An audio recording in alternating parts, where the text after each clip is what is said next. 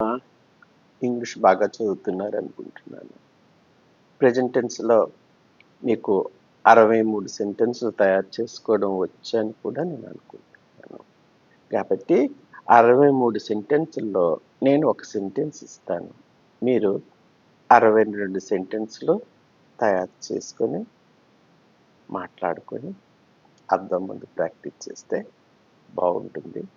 మీకు ఇంగ్లీష్ ఈజీగా వచ్చేస్తుంది.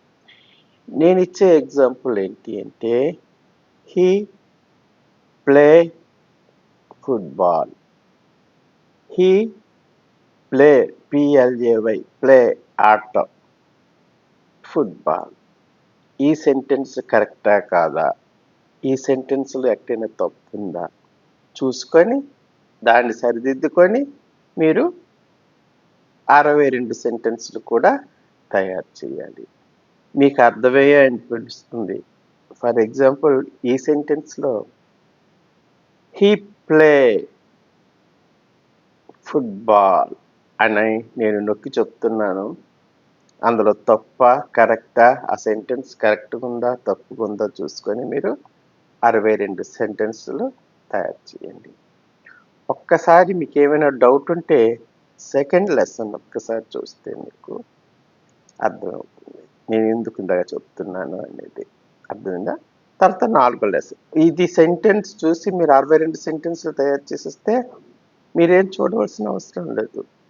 మీకు ఇంకా ఏమైనా డౌట్గా ఉంది, ఎందుకలా నొక్కి చెప్తున్నాడు, హీ ప్లే ఫుట్బాల్ అంటున్నాడు అని మీరు అనిపిస్తే ఒక్కసారి 2వ లెసన్ని 4వ లెసన్ని చూసుకోండి. 62 సెంటెన్స్లు తయారు చేయండి. అర్థమైందా? నెక్స్ట్ క్లాస్లో అది కరెక్టో కాదని చెప్పి తర్వాత చేస్తాను. ఇక నిన్న యాము, ఆరు, ఈజు ఇవి పట్టుకున్నాం కదా, వాటికి కూడా 7 సెంటెన్స్లు ఎలా తయారు చేయాలో ఇప్పుడు నేర్చుకుందాం. హెల్పింగ్ వెర్బ్స్ అందులోనే ఉన్నాయి, బీ ఫార్మ్స్ యాము, ఈజు, ఆరు. మీరేవో తెచ్చి పెట్టవలసిందేవి లేవు ఇక్కడ. ఆ యాము, ఆరు, ఈజు పక్కన నాట్ చేర్చిస్తే నెగిటివ్ అయిపోద్ది. ఆ యామ్ని కానీ ఆరు కానీ ఈజీ కానీ ముందుకు తీసుకొస్తే ఇంటరాక్టివ్ సెంటెన్స్ అయిపోద్ది. ఫర్ ఎగ్జాంపుల్ చేద్దామా కొన్ని. I am happy. I am not happy. Am I happy? I am tired. I am not tired. Am I tired?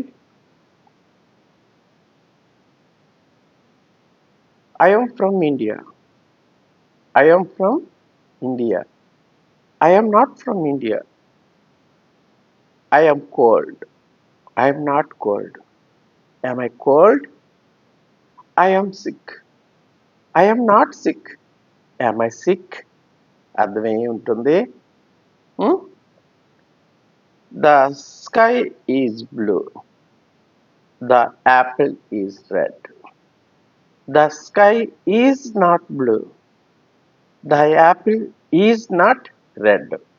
యాము, is, are అంటే మీరు ఇక ఎనుక్కో అక్కర్లేదు, అవే సహాయ క్రియలు కాబట్టి వాటితో మీరు పక్కన నాట్ చేర్చేస్తే నెగిటివ్ అయిపోద్ది. ఆ యామ్ను ముందుకు తీసుకొచ్చేస్తే ఇంటరాక్టివ్ సెంటెన్స్ అయిపోద్ది. 7 సెంటెన్స్లు చేశారు కదా, అర్థమైందా? 4వ క్లాస్ చూడండి 7 సెంటెన్స్లు ఎలా తయారు చేయాలో. 7 సెంటెన్స్లు తయారు చేయడం ఇది ఇందులోనే, అందులోని డూ డజ్ తెచ్చుకొని పెట్టుకున్నారు. ఇందులో మీరు తెచ్చుకొని పెట్టుకోగలరు, అందులోనే ఉన్నాయి. ఈజు, యాము, ఆరు వాటి పక్కన నాట్ చేస్తే నెగిటివ్ అయిపోద్ది, వాటి ముందు తీసుకొస్తే ఇంటరాక్టివ్ సెంటెన్స్ అయిపోద్ది. డాడీజ్ ఇంగ్లీష్ డాడీజ్గా నేర్చుకోవచ్చు. అర్థమైందంటూ I am a happy. I am not happy. Am I happy? She is happy. She is not happy. Is she happy? Ravi is happy.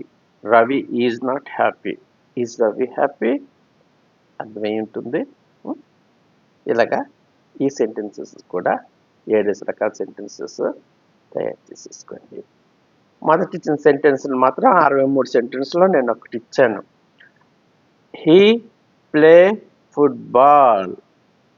దీన్ని పట్టుకొని ఆ సెంటెన్స్ కరెక్టో కాదో తెలుసుకొని ఆ సెంటెన్స్ కరెక్ట్ కాకపోతే ఆ సెంటెన్స్ని కరెక్ట్ చేసుకొని మిగతా 62 సెంటెన్స్లు ఏం తీసి పెట్టుకోవాలో చేసి చేయాలో అనేది మీకు ఆల్రెడీగా ఎక్సర్సైజ్ చేయించాను.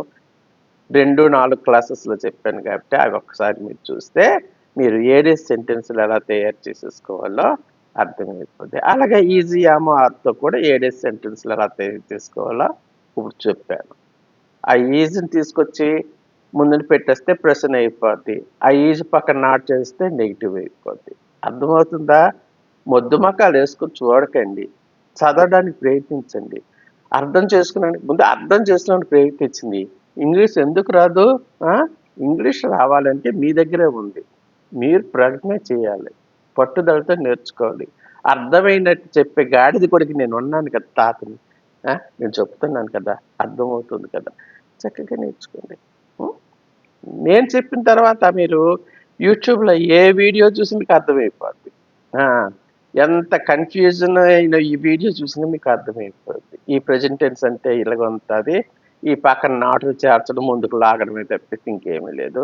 వాళ్ళు ఎగురుతుంటారు, వాళ్ళు అక్కడ తీసుకురండి, ఎక్కడ ఎట్టండి, ఇల్లు ఇక్కడ తీసుకురండి, ఇక్కడ ఎట్టండి, ఇది తీసుకెళ్ళి అక్కడ ఎట్టండి అని ఎగురుతూ ఉంటారు. నేను ఎగర్ మనసుకి అర్థమైనట్టుగా, హార్ట్కి టచ్ అయినట్టుగా చెప్తూ ఉంటాను.